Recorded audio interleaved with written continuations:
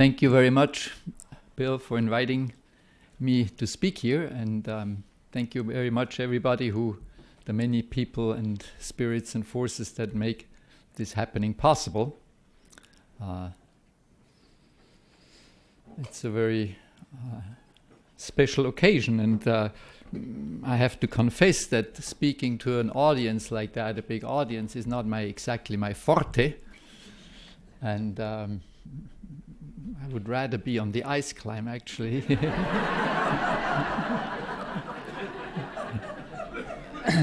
I have done climbing all my life, ice climbing and rock climbing, and being sort of half blind anyway. I mean, more in a not physical way, but I can very much identify with that.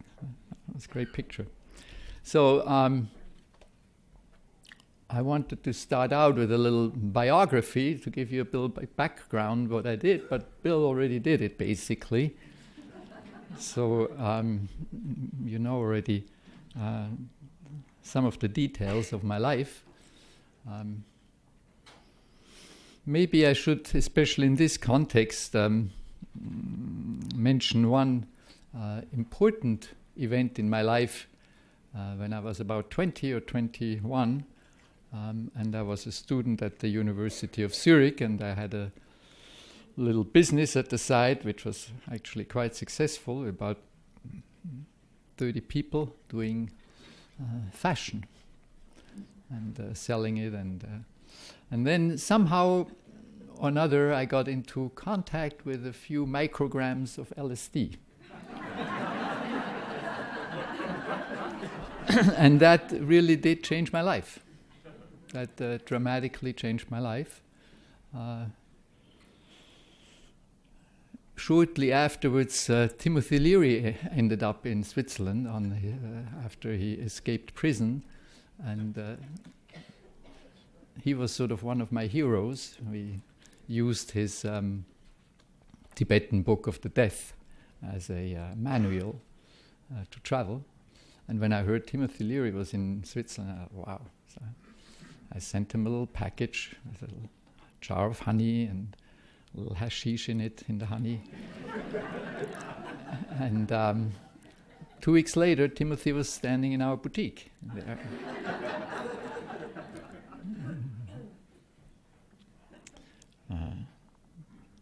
I was also very intrigued by today's talk about the ability to remember faces. Well, I have a condition where I cannot remember faces so well. That exists, you know, there are certain degrees that everybody has, and to remember faces for me is a challenge. And Timothy really impressed me when he was there. We came and we hung out for a couple of hours, and we had a big changing room for men and women together, and we all smoked in there, and there were maybe 15 or 20 people greeting Timothy. Well, 2 weeks later, when he came back, he knew basically all by name again. I was really impressed. I mean, hi Charles, hi Vanja. Well, so maybe that's one of the qualities of a successful person, that he or she remembers people's faces and can recognize, and then of course, especially if you are like an important person, like a politician or so, and you're recognized by that person, you certainly will give the vote, and they will be intrigued. Probably that saved me a lot of troubles, because my Zen teacher, Koben Chino, he didn't give me much instructions. He hardly ever has told me anything, I mean, explicitly. But one of the things he very clearly said, and strongly, he said, don't get famous.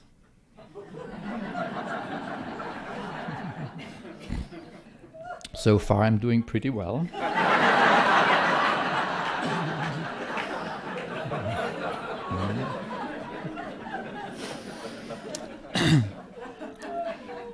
So, as I said, I'm not particularly fond of giving talks, especially if I have to say things that are likely to either annoy or offend people. And in this case, I'm sorry to say, but I will have to touch upon one or the other thing that probably some of you will not particularly appreciate. And as a general rule, I would say we take life too personal, generally speaking.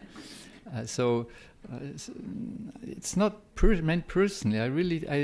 I'm lucky to really like people. I mean, most people that I meet, just about everybody.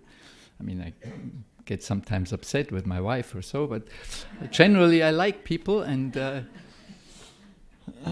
but still I have to say the things I have to say. So today I have sort of 4 topics that are as a cultural taboo topic, some of them at least. And one of them is very easy in this context, or in this for this audience, which is in a larger society a strong taboo, which is psychedelics. So this is fairly easy here. I will not get too much Gegenwind.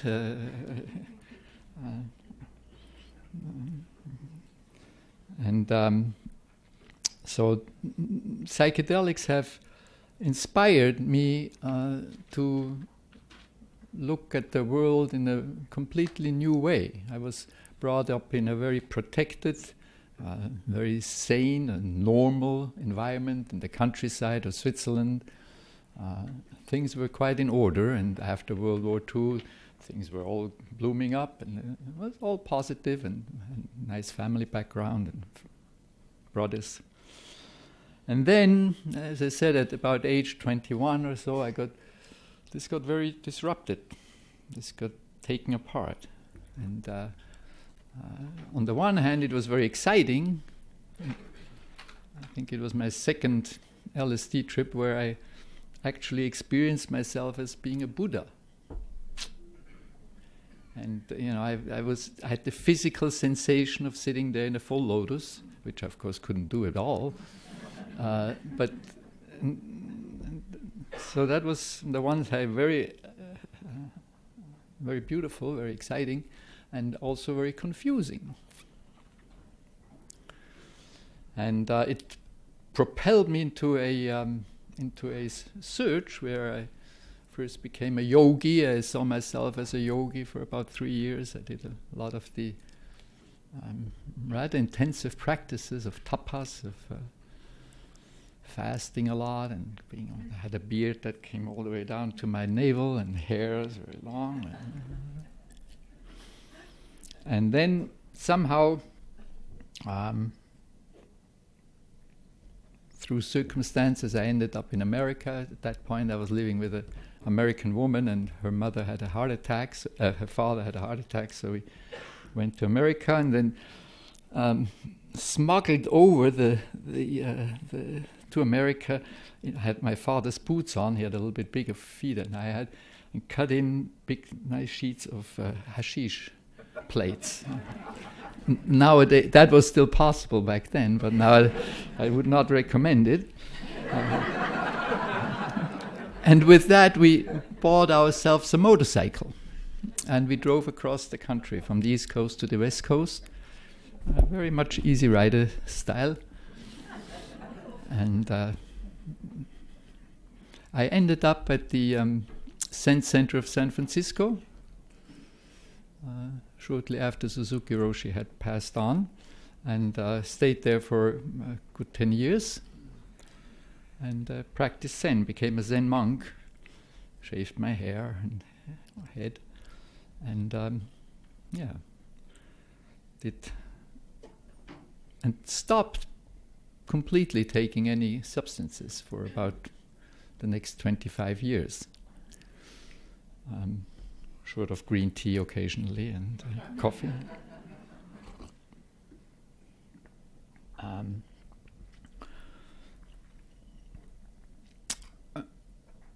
At some point I reconnected with my old high school sweetheart, and she got pregnant, and she's a Swiss person, and she wanted to go back to Europe, so we went back to Europe. And that's when I started then the meditation center together with Brother David. At that point, Brother David and I met at Tassajara at the Zen Center. And for a number of years, I was sort of his travel companion. We traveled a lot around the whole world, and I partly translated him, and partly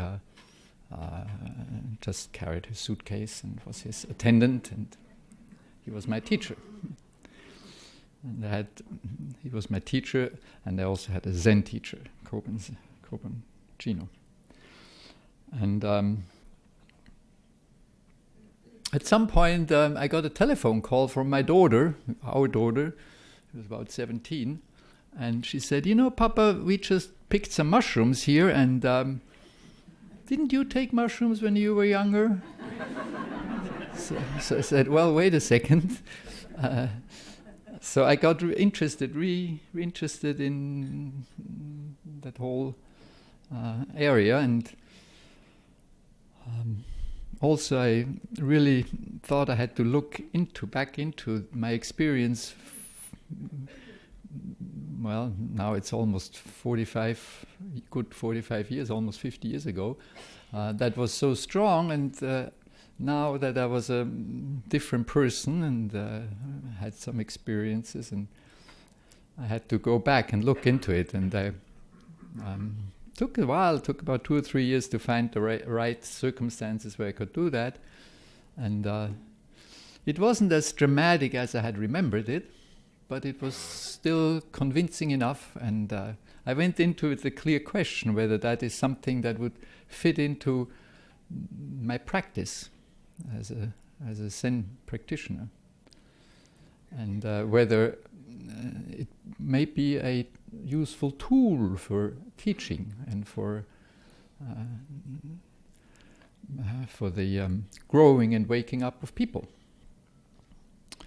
And the answer was yes, and so I pursued to look around and to investigate various groups that had been doing underground work, for some of them for decades, never stopped, and so they had developed some rituals and some knowledge and some wisdom that I looked into. And among those things, I was able to participate in several Native American church peyote ceremonies, and what struck me was that it's highly regulated. You're not supposed to lay down, and you are not supposed to get out anytime you want to, and if you get out, you have to follow a certain pathway, and you do not go behind that person and not in front of that person, and it reminded me very strongly of the Zen sessions that we do, which is very formalized and very regulated in some ways. And I thought, well, maybe the idea came up that this would be a context, a good container for that kind of deep experience. Because within that setting of a Native American church, no big problems seemed to be. Deep experiences were possible, and people felt held and contained and supported. So I approached my good friend Franz Vollenweider, who is also in the audience somewhere, from the University of Zurich. And I knew that he was doing psilocybin studies for 2 decades. And I said, "Do you think it would be possible to do such a thing?" And he thought about it for a while, and he thought, well, maybe. And so it took a number of years, actually, to get it all together mentally and permission-wise. And he had never done a group study like that. And so finally we did, last December and this March, do a traditional Zen session at the meditation center in Felsentor, in Switzerland. Wearing robes and doing just the usual routine, getting up early in the morning and then sitting and then walking and then sitting in a rhythm of 30 minutes, 10 minutes, and then at lunchtime chanting and making prostrations, and then so we did that for 4 days, and then on the 5th day, half the people got psilocybin, and half of them got placebo. Make it. First, we were sort of thinking this is ridiculous, the placebo part, but of course for good science it's necessary. But interesting enough, we had 2 people there we don't know. I mean, not sure whether they didn't know whether they got active or they got placebo. So it's also new that I can't really say anything about it from a scientific point of view. I cannot say anything anyway because I'm not a scientist. I know that much that we had 40 subjects. Out of the 20 active people, none of them had any serious fear or confusion or anything like that. And all of them had deep experiences, positive, deep experiences. The most difficult time was had by the placebo people. Some of them were highly frustrated. That's why I said to Franz, we need it as a comparison group. So we do not really compare psilocybin people with normal people. We compare psilocybin people with highly frustrated people. Because they go into the MRI before and after, and they have to fill out the questionnaires and stuff. So Franz thinks, or I hope, that we maybe be able to offer those people another chance where it's not placebo, where they know that they. Well, I hope it's possible legal. Let's put it that way, legally. I will do it anyway, otherwise.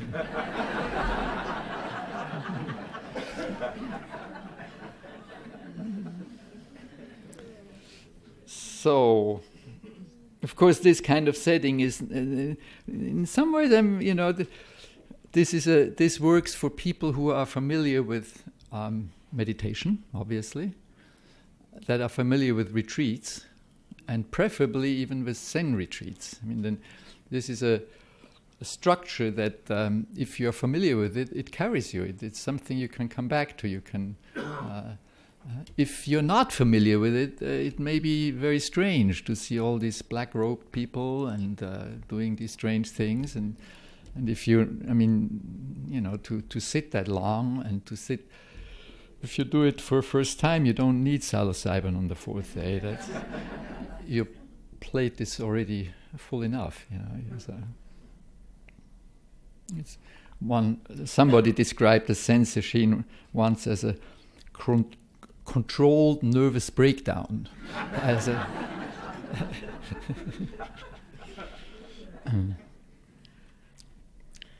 So the awakening is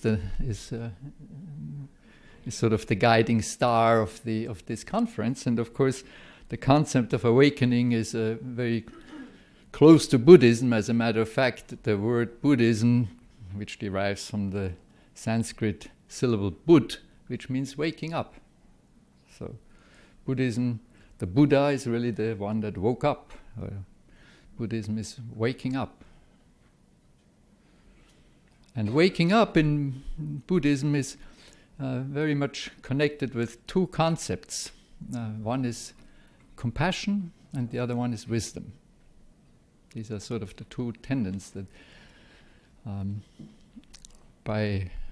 to which we wake up, and which has to be improved or cultivated, and which are sort of measurements of the depth of your awakening, or is compassion and wisdom. Compassion has to do with the inside. It has been mentioned several times, and I think one cannot mention it often enough, that we are not separate beings, that we are connected with everything, and there's this nice image of Indra's net, which some of you are familiar with, where each consciousness is at the crossroad of a net, and it reflects all the other consciousness or the other crossroads. So you can't really find anything other than all the other things when you look at it. There's a quote from Albert Einstein, which I would like to read to you, which is short. I'm a great fan of Albert Einstein, not for what he did scientifically, because I don't really understand it. Actually, he himself said once, it's interesting how many people admire me for something that they have no idea about. But I admire him for being a mystic. He said wonderful, marvelous things, and he had a very lively, as Brother David keeps to point out, mystic or spiritual means being alive, being super alive. So Albert Einstein seemed very lively to me. So he says, humans are a part of the whole that we call the universe. Humans are a part of the whole that we call the universe. A in time and space limited part. We experience ourselves, our thoughts and feelings, as separated from everything. A type of optical illusion of consciousness. This illusion is a type of prison for us, limiting us to our own preferences and concerns towards the few that we are close to. It must be our aim to free ourselves from this prison by enlarging the circle of our compassion until it includes all living beings and the entire nature in all its beauty. Mm-hmm. Mm-hmm.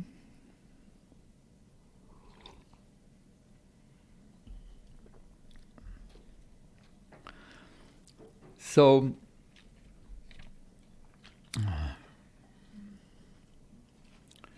this interconnectedness, this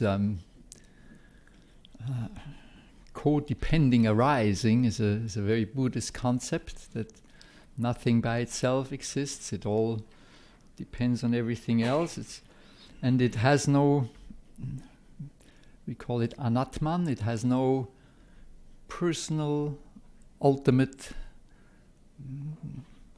If I look at this microphone, there is no such a thing as the ultimate microphone that I can find. If I look at the microphone, there is a plastic cover and there is metal things, parts to it, and so forth, and I can take it apart further and further. And the same is, of course, true for Vanya.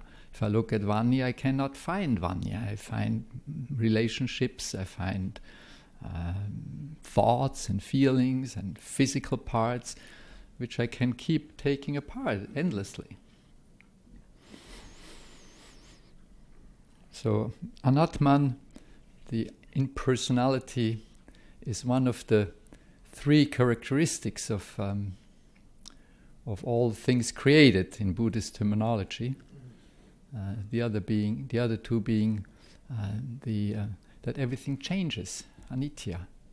Everything passes, everything changes, and very closely related to that, dukkha, the fact that everything is difficult, that everything is stressful, that our life has some resistance, and we have to learn how to live with that. Or if you try to get rid of it, it usually creates even more problems. We cannot, we only like the positive side, and we don't like the negative side. But light is only possible where there is darkness. It seems like that's...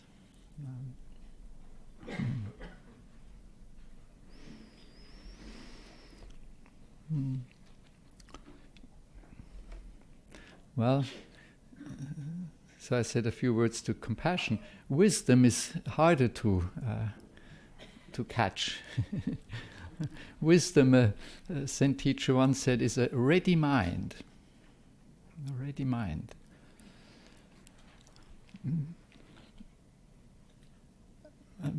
This fresh and open mind does not depend on knowledge or facts or concepts.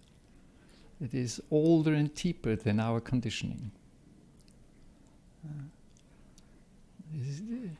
It is a mind that does not stick to fixed concepts about oneself and about other things. And it is the courageous mind that is capable, that is able to step back from the familiar landscape of mental busyness and rest in the still quality of things as they are and not as we think that they should be.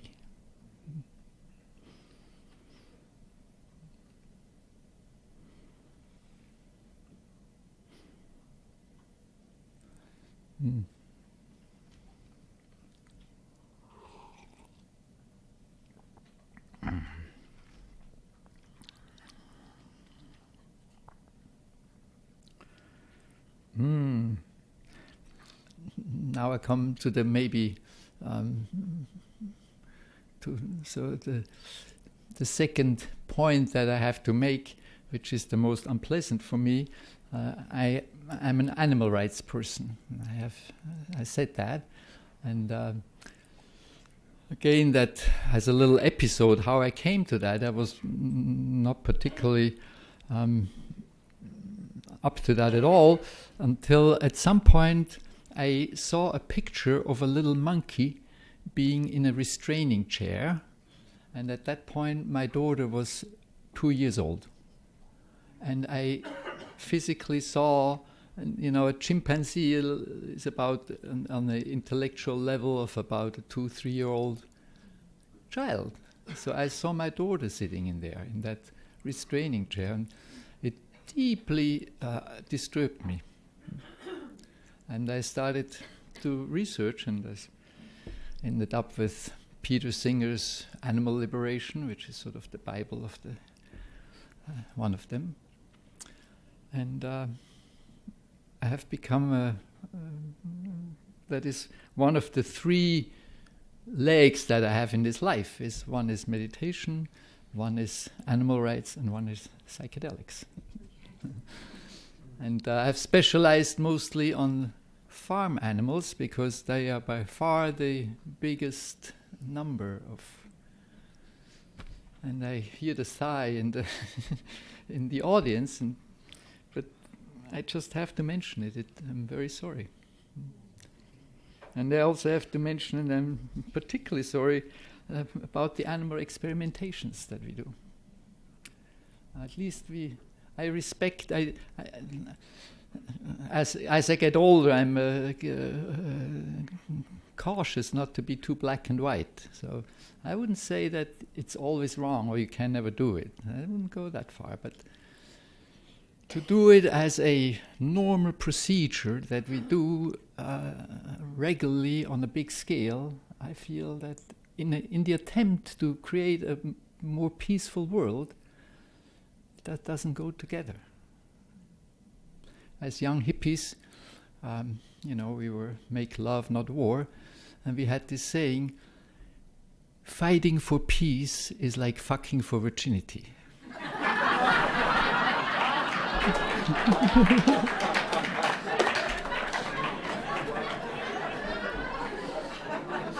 I mean, how can we go and torture hundreds of millions of sentient beings, that feel, how can we routinely torture them in the hope of getting into a more peaceful and just world?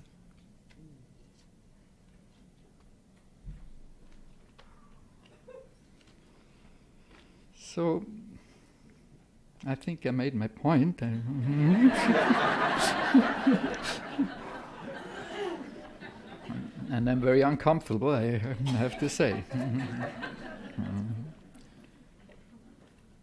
So the title of my talk is "What Could Be a Awakened Response to Our World?" So we have to look a little bit at our world. What is our world? And how does it, like, when Shakyamuni Buddha, the founder of our tradition, 2,500 years ago, had his great awakening, many things are the same for us than it was for him, I'm pretty sure. I think the body hasn't changed that much, the hardware hasn't changed that much, and so I think also in many ways the world hasn't changed that much. I think the characteristics of all created existence, being impersonal and being passing and changing and being difficult and suffering, that hasn't really changed. That is still basically true. And the methods how we get there, I think, also haven't really changed. They're still basically the same.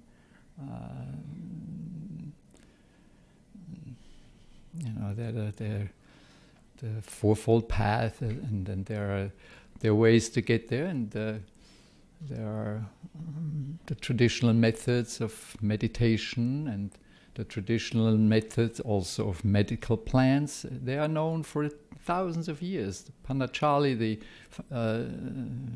author of the Yoga Sutras, in the very first surah about the truth, he says, the siddhis, the wonderful states, are reached by meditation, and the second one is right away medical plants, substances, by tapas, by the austerity, by fasting and standing on your head for hours and so forth, by chanting mantras, by repeating all these practices.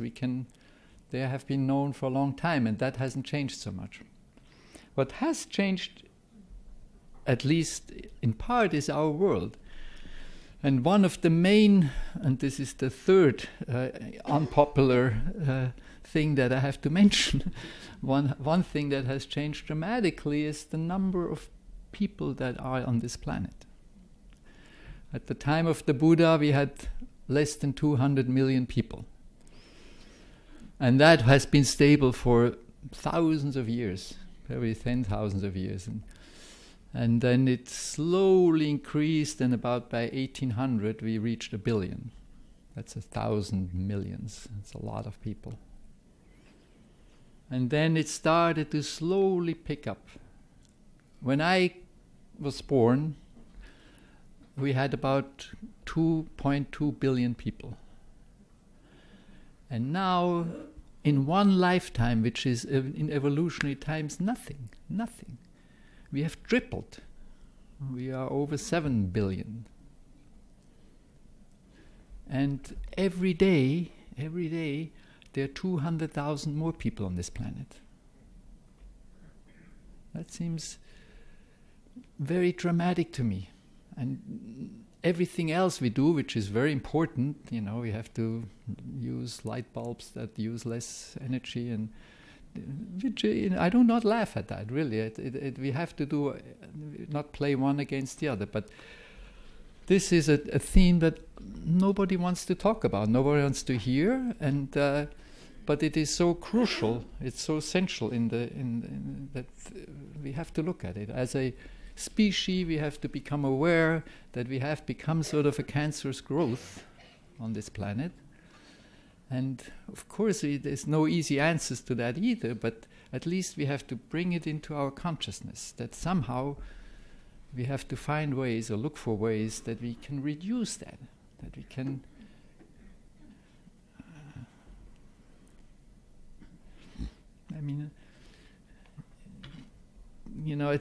for a few weeks ago in Europe it was a big thing. I'm sure you heard it too. There was a tragedy of a boat being, trying to immigrants from Africa to Europe, and about 900 people died, and then it was a big fuss, and then the heads of the states got together from Europe, and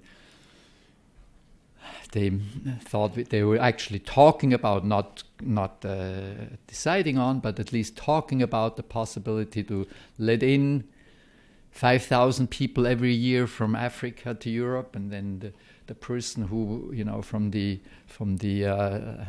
human rights side said, well, 5,000, that's ridiculous. We need at least 100,000 that come in every year. Well, if you compare that to the numbers every day. Now we're talking every year. Every day, 200 more people are knocking on this planet who want to have refuge on this planet. They have to breathe, they have to eat, they have to have shelter. And, of course they don't arrive mostly at the places of the first world. They arrive in even places where it's more difficult. So this is a dimension, 200,000 more people every day. It's 80 million a year. It's like whole of Germany. And even, I don't question that we can feed them, and if we, distribute more justly and have less waste, about a third of the food gets wasted that we produce, we can feed more. But we are not alone on this planet. We have taken away the space for in a few decades. There will be no more big wild animals on this planet. There will be no more elephants, giraffes, orangutans. There will maybe be a few in some kind of sanctuaries where we can keep them alive for a while, but wild is gone. I mean, and of course they're not humans, but some of them are very like the European eel is a very interesting animal, and it's gone by now. 95% have disappeared since 1960. Now the eel lives about for 20 years somewhere in some little lakes or rivers in Europe, and then when the time comes, usually in the fall, they're big and fat. At that point, they still don't have any sexual organs. They just eat and are big and fat. And they start a trip and travel for over a year, 5,000 to 7,000 kilometers, to come to their place where they lay eggs and mate. And in that trip, they don't eat anymore, and they change their digestion organs into sexual organs. They become male and female, and the female lays about 1.5 million eggs, and then those tiny little egg sperms, they call them willow leaf eels, and they're very small, but they already have 2 eyes and little teeth. It takes them 3 years to get back to exactly the same spot where their mother started out. Very completely mystical, magical. By the time they arrive in Europe on the shore, they're about 10 centimeters long. And then they go up again, and then they find finally their place, and they live there for 20 years again, and then... I mean, all these creatures are like we, caught in time and space, magical creatures that... and we sort of are not aware of them. And do not pay respect to them. Of course, it's an exchange. Nobody has a White West, and we are, but it seems like we are not really conscious of these things. So, overpopulation was the third unpleasant thing that I had to share with you.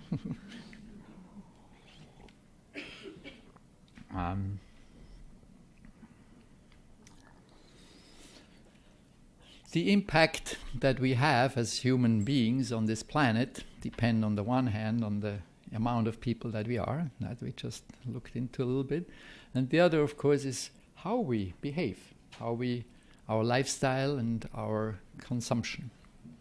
And within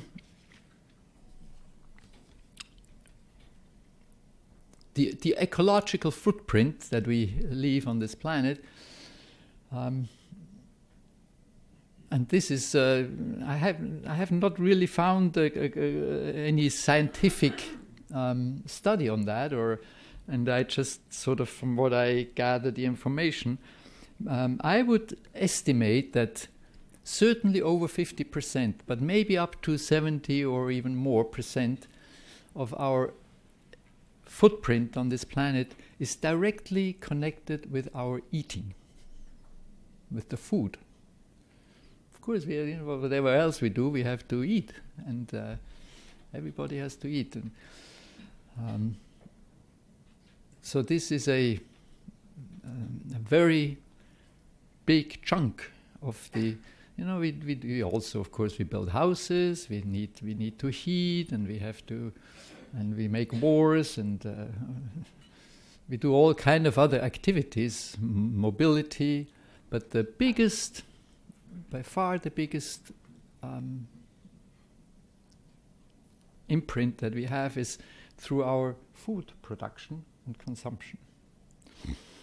And now within that field,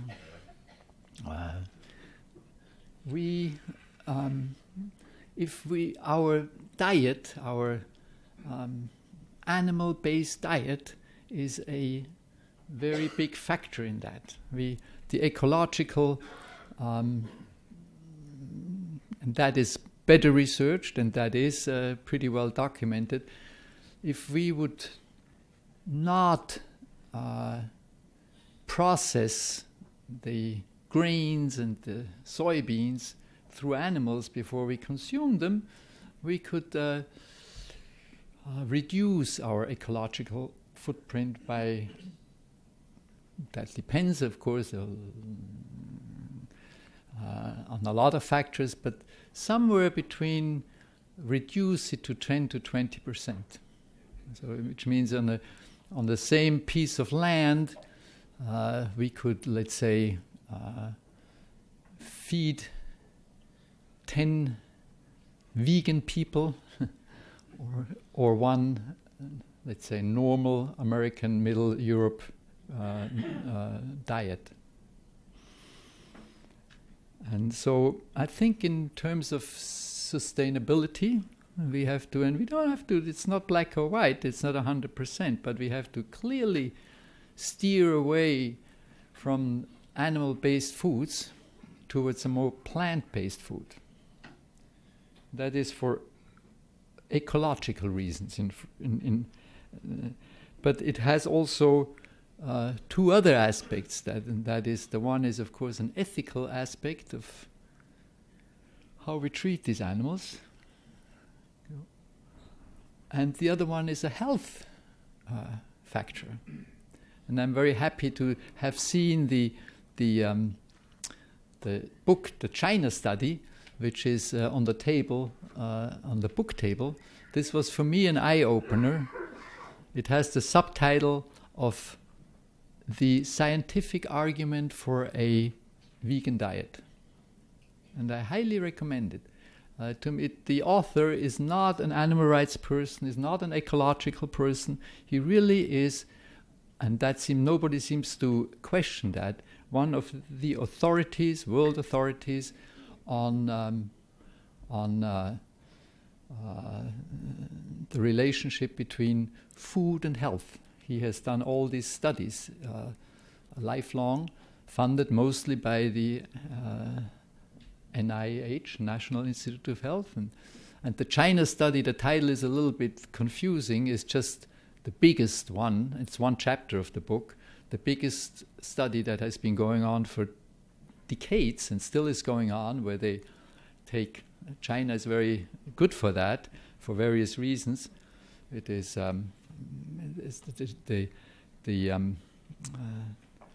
genetic base is very conform. They're all Han people, and then they live in very different regions. So the people on the shore eat very different than the people in the mountains, and they eat very different from the people in the desert, and those people in those areas eat very much the same.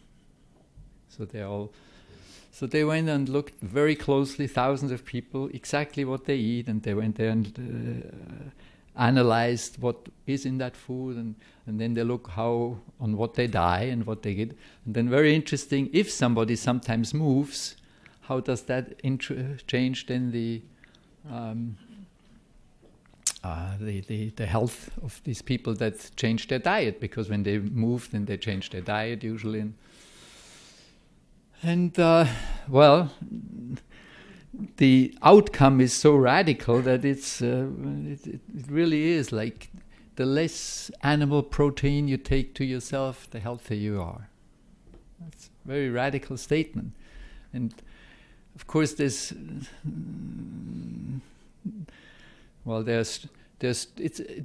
reminded me a lot of like when in the 50s and 60s when we finally realized that smoking really is not so healthy for humans, and it has a close relationship to cancer, right? But it's very hard. These are all very complex issues, and it's very easy to. And so there are strong corporate interests not to have that kind of information, but maybe even more important, the consumers don't want to hear it. I don't want to change. If I smoke, I don't want somebody to tell me that I'm going to have cancer. And eating is a very strong habit. I mean, eating it. And it's about as personal and intimate as sex. You cannot tell people what they should eat or how they should behave on that level. But I think if we are, I also think good science is the best method we have. Absolutely. And if we believe good science, then we do best if we eat as little. That if you smoke as little as possible and eat as little animal proteins as possible. So I highly recommend the book China Study. Huh? China Study. It's on the bookshelf there.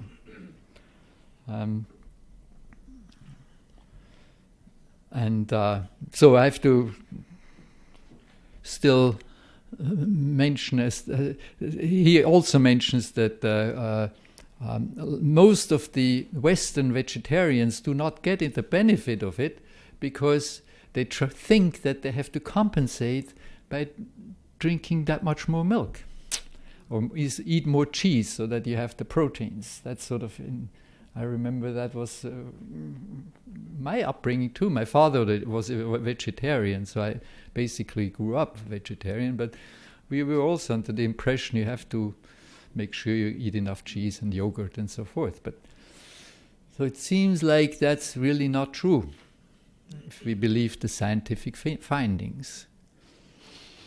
And I was never too concerned about my health because usually one doesn't estimate what one has. I have a good health and I still have it, and that's not my real concern. But I was much more driven by the ethical implications, and I will only,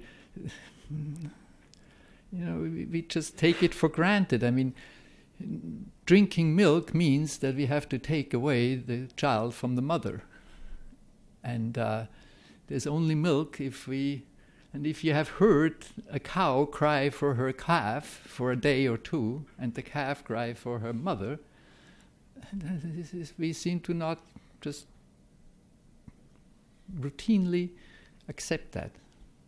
And no other mammal of the about 4,500 mammals on this planet drinks milk a lifelong, and even from a different species. Milk is a product that is made specially, very strong, specifically for quick physical growth. And it is associated with many problems cancer-wise if we do it all lifelong. And dairy industry, and this is dairy country, tries to... Switzerland is too, of course, and Austria. They try to suggest that we get all kinds of problems like osteoporosis and so forth if you don't take enough of. The fact is, osteoporosis is only known in the countries where they drink a lot of milk.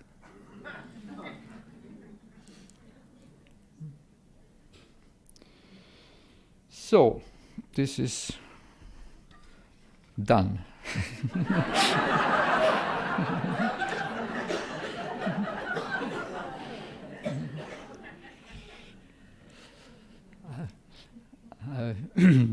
How are we doing time-wise? Okay, thank you. I'm afraid I did a little bit a grim picture here of the situation, and I'm vacillating between the 2 points of view. The Austrians like to distinguish themselves from the Germans by saying, the Germans say the situation is serious but not hopeless, and the Austrians say the situation is hopeless but not serious.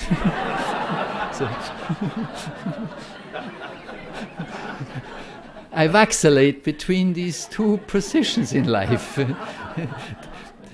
The one encourages me to do something, go and do what I can do, give a talk, uncomfortable as it is.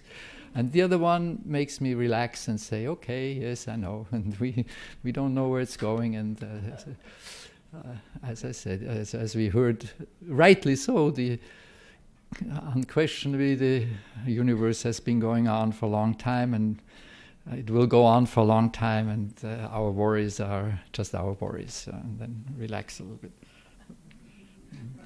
So, to me, as the ideal of a bodhisattva has always inspired me greatly. The Bodhisattva Ideal, which is that I find most happiness if I'm the servant of the whole thing. If I'm too concerned with my own little world, I get quickly lonely and depressed and not happy. And if I can identify myself with a bigger thing, if I can see myself as one of the thousand arms of Avalokiteshvara, the Bodhisattva of compassion, who, it's a she or he, sees the hears the suffering, that's the word means, hears the suffering of the world, and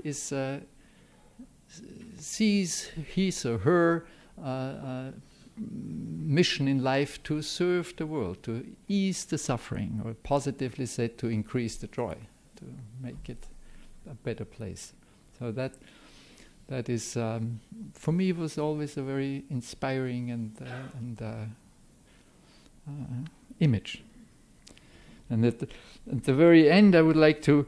I have just read from an Italian biologist, I think she is. She describes very interesting what happens to a caterpillar. A caterpillar is eating a lot and getting fat quickly, and at some point then the caterpillar cocoons itself, and then she describes what happens inside that cocoon, and it, on the one hand, is a total catastrophe because the caterpillar, all that the caterpillar knew so far, is disintegrating. The world that the caterpillar knew is coming to an end, and it's all dissolving, and it's catastrophe, and it resists it, and then it's not that out of the legs of the caterpillar the legs of the butterfly come, but it disintegrates, and then in various places it starts to organize miraculously, as all life is, to organize itself in totally new ways. In various places it starts to organize itself in, maybe this is one of these places, like, so to speak. And then, of course, at some point a butterfly comes out. So this is one of the hopeful images that I see for our world too. So maybe we have a few minutes for comments or questions. I take Thank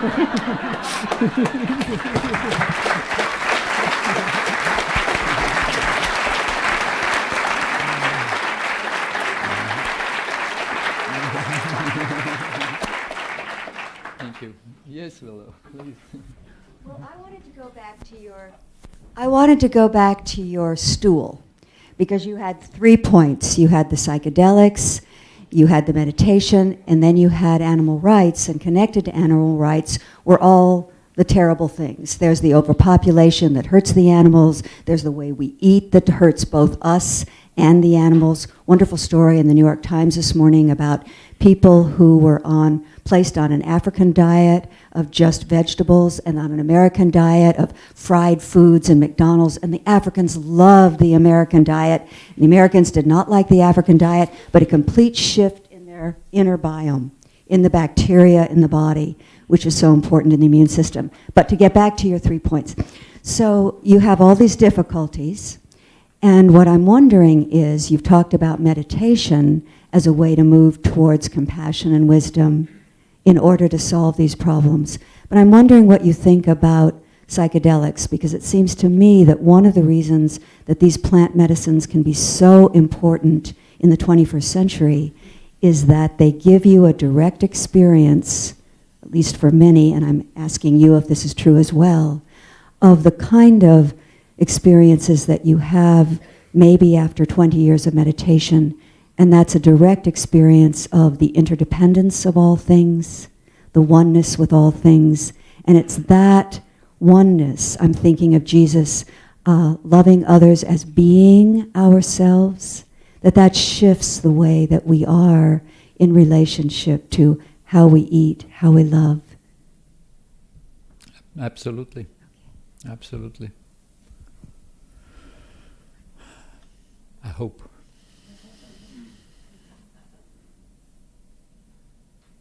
didn't seem like a question, it seemed like it answered itself.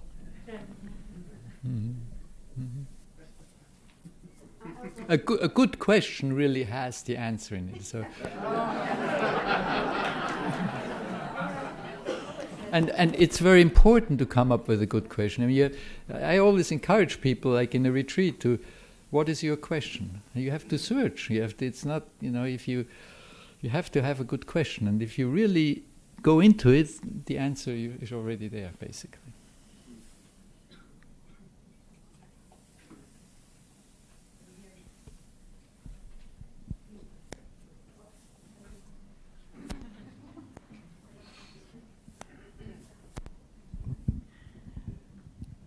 I don't have an answer. I just have a question for you.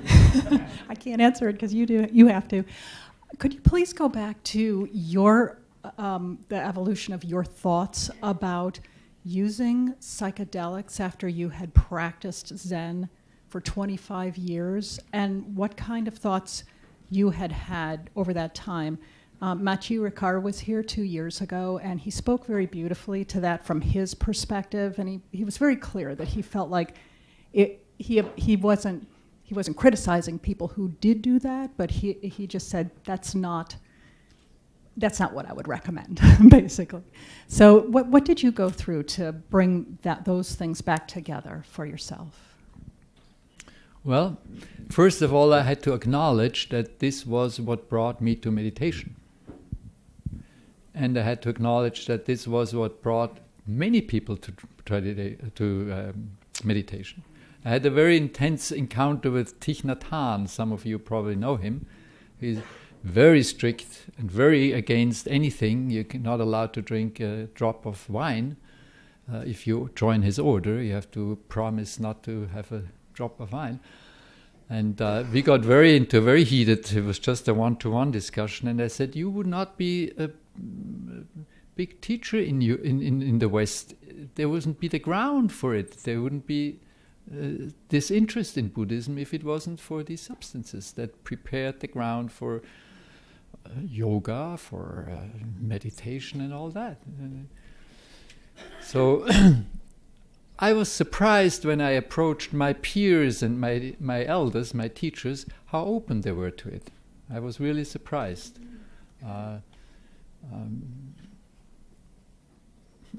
in the study that we just conducted and concluded, there was one woman that just came back from a 2-month retreat in Tibet, in Dharamsala actually, and she asked the Rinpoche, she said, I will go and do this study, what do you think? And he said, well, I thought it was interesting. It was the advice that he gave to this one person. He said, yes, these can be interesting and helpful experiences, maybe not more than 12 times, he said. I thought that was a balanced Buddhist answer of middle way. That's the middle way. My time is up. Thank you very much.